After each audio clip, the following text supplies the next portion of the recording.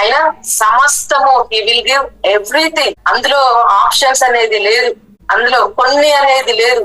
అని దేవుడు ఏమంటున్నాడంటే సమస్తము అది ఎట్లా ఇస్తాడంటే ధారాళంగా ధారాళంగా సమస్తము కూడా ఆయన ఇచ్చే దేవుని మీద విశ్వాసం ఉంచమని వాక్యం చెప్తుంది. మన జీవితాన్ని బ్యాలెన్స్ చేసుకోవడం అది మన చేతుల్లోనే ఉన్నది. దేవుడు మనకి అన్ని ఇస్తాడు, మనమే మన లైఫ్ ని బ్యాలెన్స్ చేసుకోవాలి. ఎక్కడ ఏ విధంగా దాన్ని మనం బ్యాలెన్స్ చేసుకోవాలో అట్లా బ్యాలెన్స్ చేసుకుంటూ వెళ్తే దేవుడు సమస్తము నీకు ధారాళంగా అనుగ్రహిస్తాడు. చాలా హైగా నువ్వు రిచ్ గా ఉండడానికే దేవుడు నీకు సమస్తాన్ని అనుగ్రహిస్తాడు. పరిస్థితులన్నీ అవన్నీ తాత్కాలికమే మారిపోతాయి.